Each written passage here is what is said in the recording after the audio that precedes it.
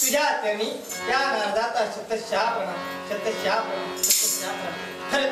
देवाचं ध्यान चिंतन करत करत या पृथ्वी तलावर माझा आणलं ते का तर देवाने मला सांगितले जा नारदा पृथ्वी तलाच्या ठिकाणी माझे असणारे भक्तजन ते सेम कुशल आहेत की नाही तिथं काय घडतंय हे सारं पाहुणे आणि मला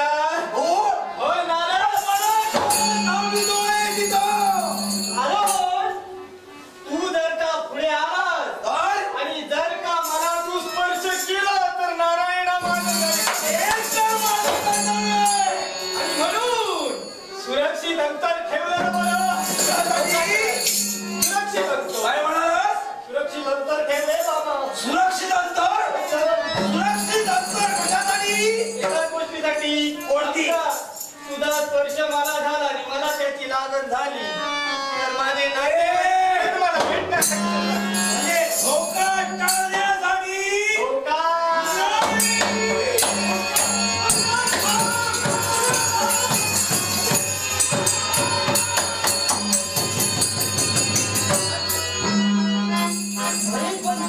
मी तुझं काय केलंय काय केलंय मी कुणालाही सोडणार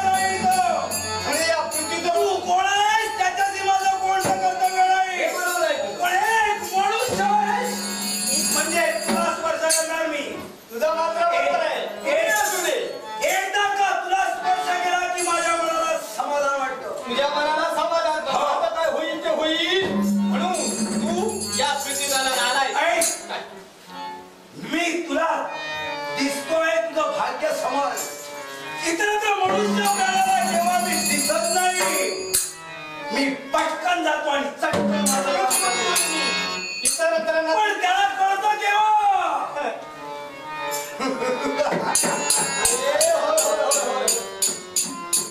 त्या माणसाला 7 ते 8 दिवसानंतर मी त्याच्याप्रमाणे तोपर्यंत मनुष्य प्राणी संपलेला असतो आता एकदा तुला माझा स्पर्श झाला संपलं मला स्पर्श करू नकोस तू इथं काय आहे हे मी ओळखलंय कारण या साऱ्या मानव जातीला दुर्लक्ष करण्यासाठी मी तुला सांगतोय काय ते तू मानवांचं काहीच करू शकत नाही तुला तू सांगणार कशावरून अरे तू तुझा प्रभाव दाखवशील पण मनुष्य प्राणी हुशार आहे काय करताय भक्ती प्राबल्य त्यांच्या वैकुंठीच्या नारायणाची भक्त आहे नारायण नारायण देवाची भक्ती काय वाटलं एवढं सामर्थ्य जर का त्या भक्तीला झालंय सामर्थ्य आहे मग आता तुला स्पर्श करणार नाही मी तुला स्पर्श केव्हा करीन साऱ्या विश्वातील माणसाला संपवेल देवा याच्यासाठी तुला पाहिजेच आहे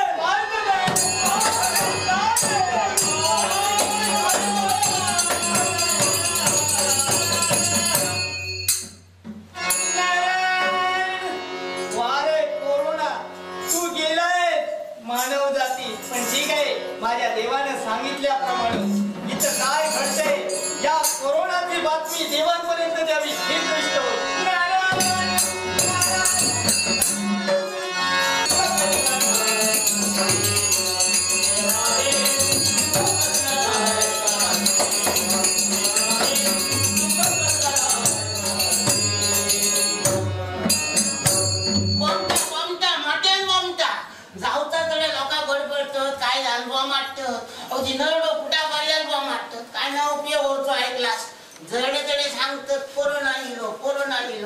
अरे कसलं कोरोना इलो काय तुम्ही हाणलात तो विचार नाही केलास कोरोना इलो नाही घरात इलो ना तेव्हा दारावडी करून ठेवलास घरात इलो तेव्हा आता सांगता बंद करा म्हणा काय यांका सांगताला माका सांगा हातापाल्या किती असले इले रोग इले गेले किती माझ्या कारकतीत किती इले आता ह्याच्या पुढे येऊन काय करता येईल मला काय समजत नाही काही एक होता ना माझं देव स्वप्नात माझ्या इलो समाजला ना आणि माका सांगल्यान कोरोना इलो ना आतापर्यंत 2 अक्षरात येईल रोग हे आता इलो तो 3 अक्षरात इलो तो कसं इलो ठावकाचा तुमका कोरोना को म्हणजे कोकण समजला ना आणि रो म्हणजे रोग आणि ना म्हणजे ना कोकणात रोग ना असा आता समजला ना पण सांगतालाच कोणा घ्या जकडे म्हणतात ना मला वाईट वाटतं आता ह्याला चुक्या बरोबर ओला जळता पण सांगा कोणाचा उपयोग नाही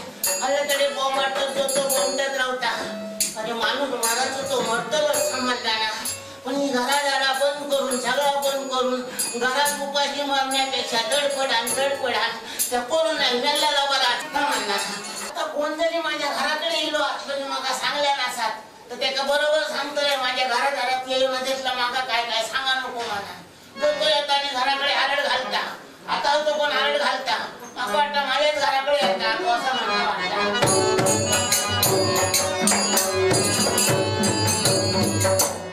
नमस्कार आजीबाई मला देव तुझा बारा करून दे आरड कुठल्याही प्रकारचा आरड नसून ती ग्रामपंचायतच्या वतीने जी जगात कोरोनाची जी महामारी पसरली आहे त्या महामारी रोखण्यासाठी ही ग्रामपंचायतच्या वतीने दवंडी देण्याचं काम आम्ही करत आहोत कारण आज ही महामारी अशी आहे की ह्या महामारीमुळे एका गावातील एखादा श्रीमंत माणूस पासून एखादा गरीब माणूस असेल तो पण ह्या महामारीपासून वाचू शकत नाही त्यासाठी प्रत्येक माणसाने आपण बाहेर जातेवेळी तोंडाला मी ज्याप्रमाणे मास्क लावले त्याप्रमाणे तोंडाला मास्क लावणे बाहेरून आल्यानंतर सॅनिटायझरने किंवा साबणाने स्वच्छ हात धुणे आणि सोशल डिस्टन्सिंग पाळणे ही सांगण्याची जबाबदारी मी ग्रामपंचायत स्वयंसेवक म्हणून तुम्हाला सांगण्यासाठी मी इथपर्यंत आलो पण आजीबाई तुम्ही या घरात एकटीच राहता की अजून कोण आहे तुमच्याजवळ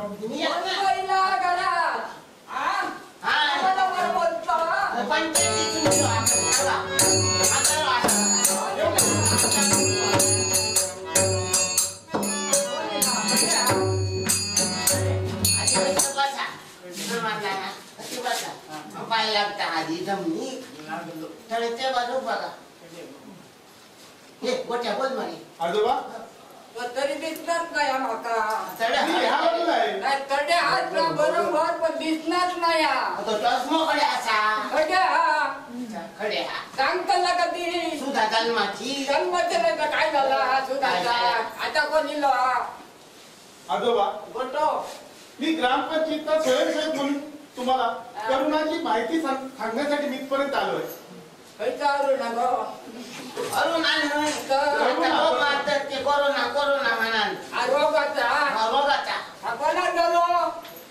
कोणाला झाला नसून हा रोग न होण्यासाठी आम्ही प्रत्येकाच्या घरी जाऊन मास्क वाटतो प्रत्येकाला सॅनिटायझर देतो आणि प्रत्येकाने 2 माणसांच्या मध्ये एक सुरक्षित अंतर राहण्याची आम्ही त्यांना सूचना करतो आजीबाई तुम्हाला आणि आजोबाला मी ग्रामपंचायतच्या वतीने मास्क आणि सॅनिटायझर देत आहे काय करता मास्क खावचा नाही हत्ता मास्क म्हटल्या बरोबर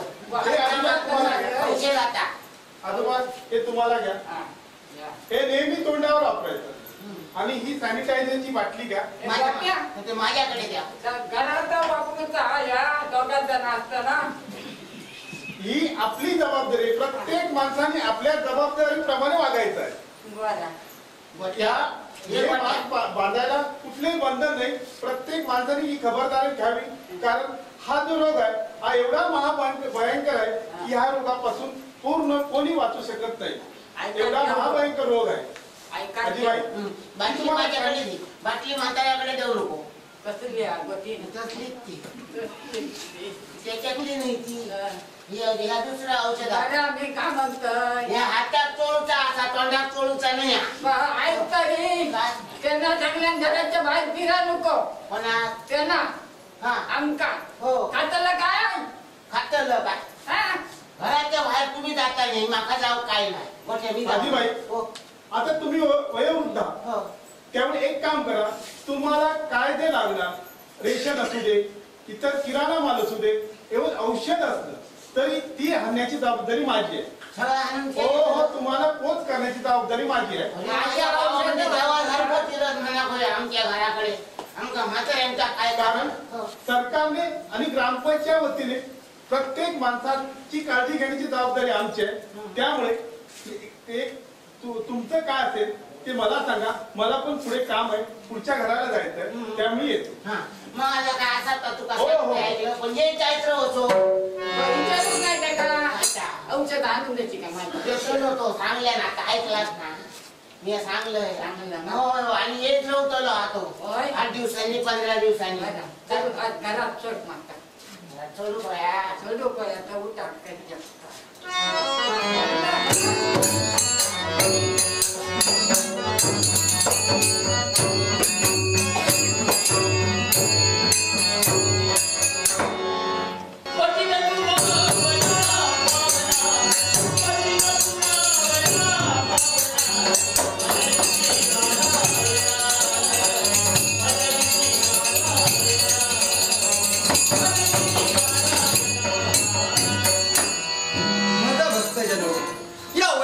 नारायणाचा तुम्हाला मंगलमय आशीर्वाद, मंगलमय आशीर्वाद, मंगलमय आशीर्वाद.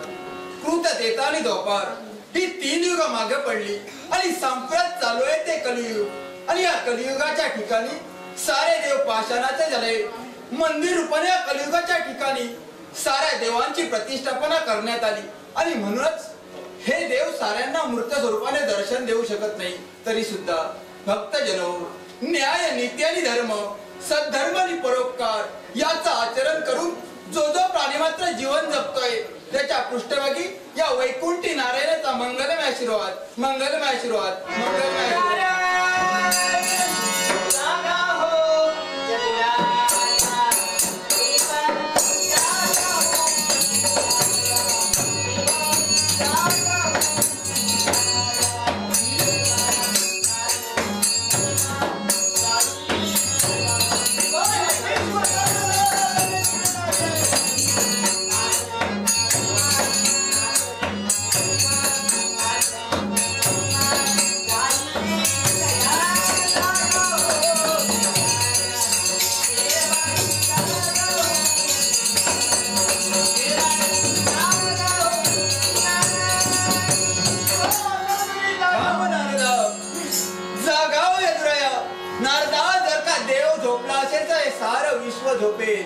बोलण्याचा भावार्थ एकच.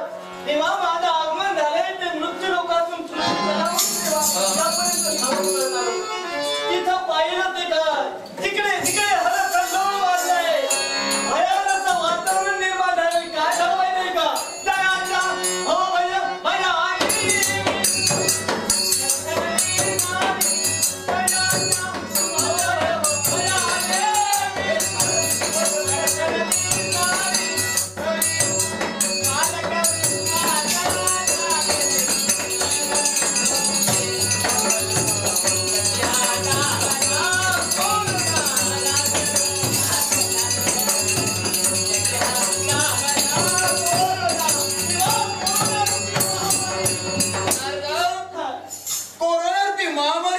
निर्माण झाले. मृत्यूलोकाच्या ठिकाणी थैमान घालताय. सारे माझे भक्तजन त्यात होरपळत आहेत म्हणून तू चिंता करतोय. नारदा, अरे संप्रदाय ते कलियुग आहे आणि या कलियुगाच्या ठिकाणी मूर्त स्वरूपाने भक्तांच्या समोर देव केव्हाही जाऊ शकत नाही. कोणत्या ना कोणत्या रूपाने तुम्हाला दर्शन द्यावंच लागेल. नारदा, भक्तांचं का चिंता करू नको. मी जरी मूर्त स्वरूपाने तिथपर्यंत गेलो नसेल तरी सुद्धा या महामारीतून माझ्या भक्तांचं मी रक्षण कसं करीन.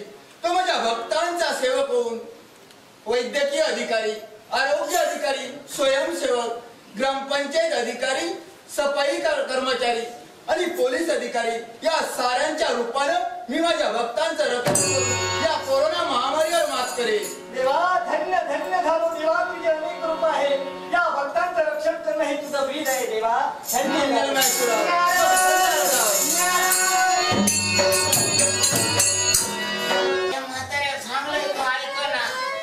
औषध दिलेली तयार नाही. आता खोकत पडलो आता हातात ते पुन्हा येईल काय सांगतो काय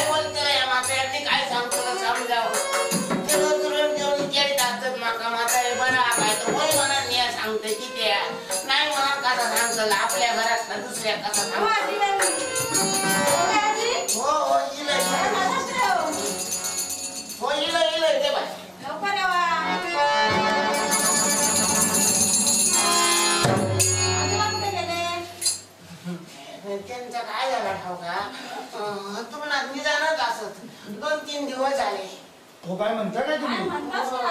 2-3 दिवस झाले नाही अजून तुम्ही आम्हाला कल्पना सुद्धा दिली नाही. मी म्हटलं आज बरा वाटा उद्या बरा वाटा तरी मी त्यांना सांगत होते मी जाऊन त्यांना सांगतोय म्हणा ते सांगायला लागले काय नाही झाला नका वाच बघतोय म्हणा. हो पण ग्रामपंचायतीने एवढी मोठी दवंडी केली तुम्हाला त्याबद्दल कल्पना दिलेली होती की लहानसा जरी आजार तुम्हाला जाणवला असेल कुणाला सर्दी झाली असेल थोडासा ताप आल्यासारखं वाटत असेल तरी तुम्ही आरोग्य यंत्रणेशी संपर्क साधा. सांगा माझ्या लक्षात होता आणि आमच्या ग्रामपंचायतीचे स्वयंसेवक येऊन त्यांनी तुम्हाला सांगितलं ना काय सांगा माझ्या बापून बिचाऱ्यांनी सगळं समजावून मला सांगल्याने काय काय करू आहे त्या समाजला ना वाटलं औषध दिलेलं ना ते म्हाताऱ्या सांगायचं हातात लावू म्हणा मग माझ्या रागावलं माका सांगू तुझे क्लिअर घाल म्हणा सांगा लागू मग काय करतात माका सांगा.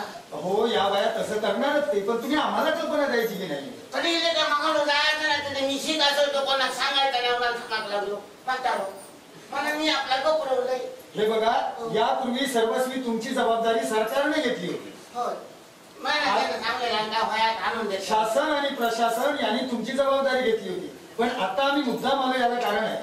कसला माझे कुटुंब माझी जबाबदारी म्हणजे प्रत्येकानं स्वतःची जबाबदारी स्वतःच्या कुटुंबाबरोबर घ्यायची आहे. आता मी काय करू आता हे बघा हे तुमचे पती जे बाहेर जाऊन आले अर्थात त्यांना जे लागण झाल्यासारखे वाटतंय समजा त्यांचे आम्ही स्वॅब घेतले तर ते जर पॉझिटिव्ह आले तर अर्थात तो कोरोना रूपी आजार ते स्वतः घरी घेऊन आले की नाही. माझ्या तसला काही ना होत ऐकला म्हाताऱ्याने सांगेल माझा तसला काय होता नाही. हो प्रत्येकाला असंच वाटतं पण वास्तव काय असतं हे तपासणी केल्या वाचून कळत नाही. आता म्हाताऱ्याचा काय यापुढे प्रत्येकानं स्वतःची जबाबदारी स्वतः घ्यायला हवी स्वतःचं कुटुंब स्वतः सांभाळायला हवं यासाठी आम्ही तुम्हाला सूचना देण्यासाठी सॅनिटायझर प्रथम यांचं टेम्परेचर बघा माझा बघा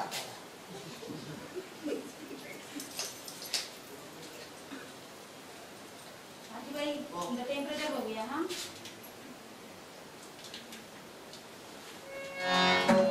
किती आहे? बरं आहे ना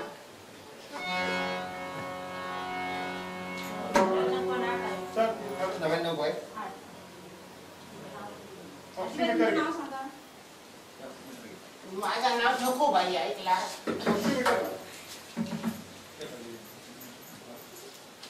मधला बोट द्या उजव्या हातात. जेवता येतो ना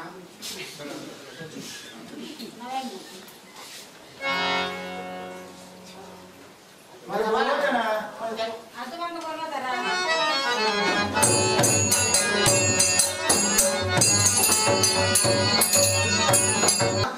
ते असं तरी हतरुणाचं त्यांना घेऊन यावा. घेऊन जाऊ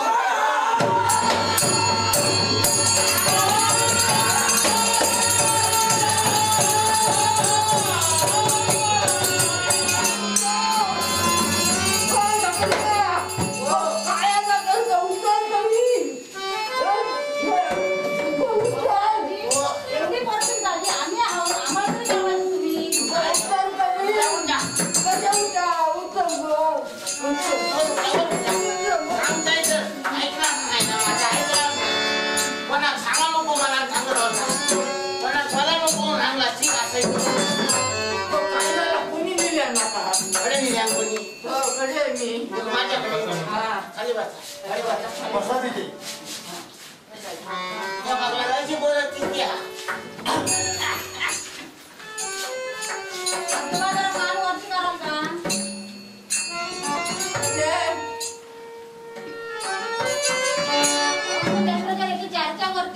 काय म्हणता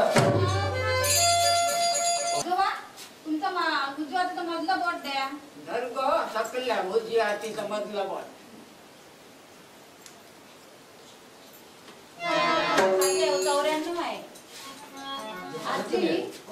एवढं कमी असतं ना ऑक्सिजन आणि टेम्परेचर त्यांचं वाढलेलं आहे. घरी घरातच का ठेवलं त्यांना तुम्ही. म्हातारा कोणा सांगा तयार ना माका सांगलो कोणाक सांगलं तर तुका सांगायचं होते काही घालू आणि आशा आहोत ग्रामपंचायत आहे कोणातरी सांगायचं होतं तुम्ही ना ऐकलास कमाल मोडली आता काय झालं म्हणून सांगतात का काय झालं आता ऐकलास ना तुम्ही काय झालं हे बघा, तुम्हाला जरी कोरोनाचा आजार झाला असला तरी सुद्धा तुम्ही यातून बरे व्हाल, पण आम्ही सांगितल्याप्रमाणे तुम्ही तशी जबाबदारीनं स्वतःची कामं स्वतः करायला हवी. बरं होतं काय हो होणार. कमाल मोडली ती बरी होतं होता सगळा बरा होता औषधा दिले नाहीत ना खाऊ काय झाला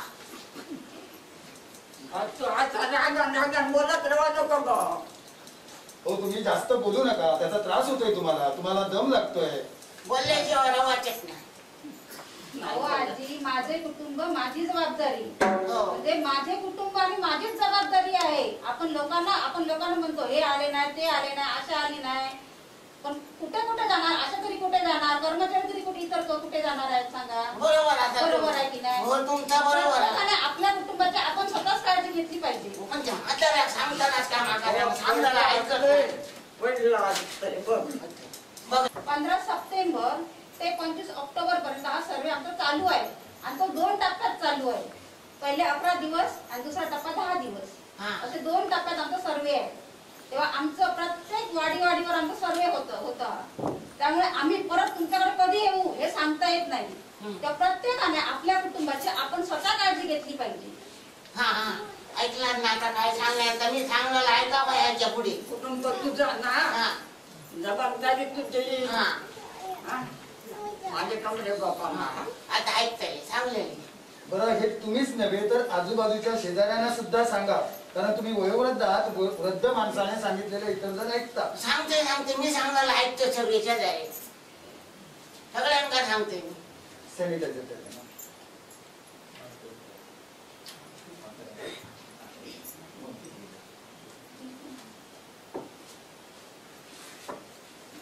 त्यांच्या हाताला लावा, तुमच्या हाताला लावा. मी हाताला नाही त्यांच्या पण त्यांच्याकडे ही बाटली द्यायसारखी नाही का हो? खाऊन टाकली तेव्हा समजत नाही पुढे करा हात बाटली कसली ती समजायची नाही काय नाही हात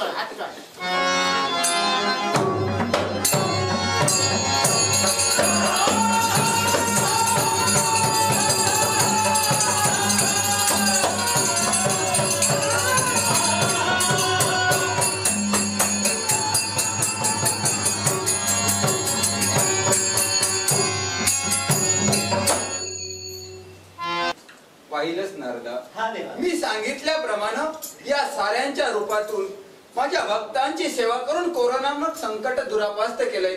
संकटाचं निर्मूलन झालंय आणि पुनश्च विश्वाला सुरुवात झाली आहे. गुन्ह्या गोविंदानं सारे आजपासून नांदायला सुरुवात होईल. तेव्हा अशीच कृपा दृष्टी या भक्तांवर ठेव एवढंच माझं म्हणणं.